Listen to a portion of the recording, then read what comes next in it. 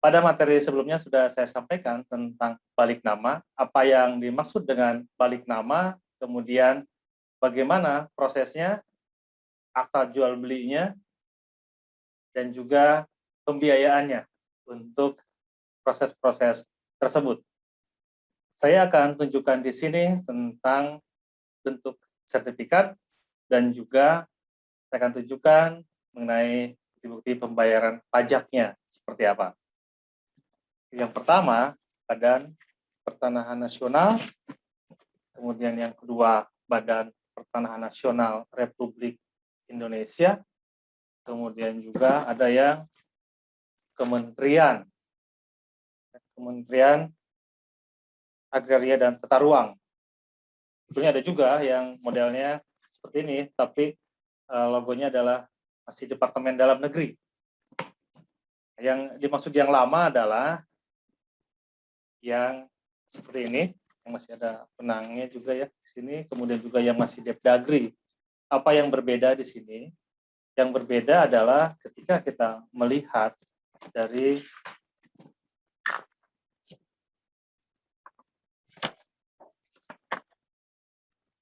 gambarnya. Di sini ada surat ukur. Di sini masih ada surat ukur, kemudian dicoret ada gambar situasi. Yang baru di sini seperti ini. Ini surat ukur. Surat ukur, tidak ada lagi tulisan gambar situasi.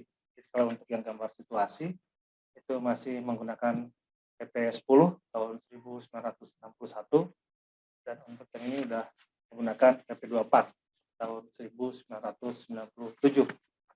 Gambarnya ada perbedaan. Sini gambarnya. Sini ada nomor, hanya ada nomor dan IB. Di sini tidak ada bentuk bangunannya ya kalau yang ini. Sementara bentuk yang berdasarkan PP 10 ini gambar situasi, masih ada gambar bangunannya. Jadi ada gambar bangunan di sini. Di jalan, gang, tulisannya di sini dan dia belum ada angka NIB. Jadi bagaimana dengan yang seperti ini?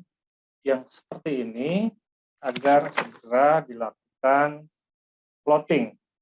Ya, plotting itu bagaimana? Plotting itu adalah untuk membuat bidang tanah ini menjadi terintegrasi dengan peta bidang tanah online saat ini. Dan untuk yang setelah PP 24, 97 sudah terintegrasi, dan yang sebelumnya ini masih banyak yang belum diplotting mungkin ya, termasuk yang bidang-bidang tanah yang masih sertifikatnya dengan logo Departemen Dalam Negeri. Yang masih logonya Departemen Dalam Negeri biasanya itu masih berupa modelnya seperti ini, gambar situasi. Jadi bentuk, bidang, jelas. Jarak antara batas juga sudah jelas, luasnya sudah jelas. Tetapi mungkin belum ditempatkan. Jadi belum diplot di posisinya saat ini sesuai dengan peta pendaftaran tanah saat ini yang terintegrasi. Dan juga bisa langsung diganti belangkonya dengan belangko yang baru. Jika ini belum pernah terjadi transaksi atau ini tetap tersimpan utuh, segera ceklot, kita ke kantor pertanahan, plotting, kemudian validasi, setelah itu bisa ganti belangkonya. Ini saya sampaikan seperti ini bukan berarti ini tidak berlaku, ini tetap berlaku karena ada datanya juga di kantor pertanahan, tapi akan lebih baik jika segera diganti belangkonya, sehingga dipetakan, segera diplotting, sehingga akan mempermudah transaksi. Kemudian mengenai peralihannya bagaimana? Di sini ada catatan-catatan dari siapa ke siapa, dari siapa ke siapa, dan seterusnya. Apa dasarnya? Ini yang lama ada. Kemudian yang baru bagaimana? Yang baru juga ada. Ini terbit tahun 1990. Yang disebut agak lama ini tahun 90 juga sudah segera diganti belangkonya. Apalagi sudah penuh seperti ini, peralihan ini sudah habis kertasnya. Di sini sudah 1, 2, 3, 4, 5, 6, 7. Ini sudah beralih banyak ya. Ini masih ada tinggal satu lagi nih. Ada peralihan. Ini saya sudah tunjukkan bagaimana perbedaannya antara sertifikat yang berdasarkan PP 10 tahun 1961 dan juga sertifikat yang berdasarkan PP 24 tahun 1997. Akta jual beli ini tidak hanya untuk jual beli satu orang, tapi juga jual beli dari hak bersama. Ini ada contoh untuk yang dari hak bersama. Ya, ini ada contoh dari jual beli hak bersama. Ini ada beberapa nama di sini yang menjual. Ini ada 8 orang yang menjual tanahnya kepada satu orang. 8 orang ini adalah para ahli waris. Jadi tanahnya sudah bersertifikat, namun atas nama orang tuanya sudah meninggal, kemudian para ahli waris melakukan transaksi dengan pembeli. Jadi semuanya harus mengetahui dan menandatangani untuk proses ini. Ini adalah contohnya di pembayaran pajak. Jadi pajak dibayarkan oleh penjual dan pembeli. Penjual membayarkan pajak 2,5% dari nilai transaksi. Nilai transaksi dari mana? Kita bisa lihat dari transaksi yang tercantum di akta jual beli di sini. Kemudian bagaimana dengan pajak BPHTB? Pajak BPHTB adalah sebesar 5% untuk transaksi yang langsung seperti ini. 5% dari apa? Dari nilai jual. Jadi nilai transaksi dikurangi konstanta terlebih dahulu. Dikurangi berapa? Dikurangi 60 juta. Untuk beberapa wilayah memang ada yang berbeda tergantung dari perdanya. Tapi secara umum adalah 60 juta. Kemudian bagaimana jika tanahnya itu tanah waris? Apakah ada pembiayaan untuk BPHTB-nya? Jadi jika itu adalah waris, artinya pemilik bidang tanah yang tercantum di sertifikat itu sudah meninggal, maka perlu diproses waris terlebih dahulu. Jadi sertifikat atas nama bersama para ahli waris. Dan untuk waris seperti ini juga ada BPHTB-nya. Namun konstantanya yang berbeda. Ini saya contohkan pembayaran pajaknya. Jadi dikurangi 300 juta. Jadi nilai transaksi dikurangi 300 juta, kemudian kali 5%. Kemudian bagaimana dengan BPHTB dari pembeli?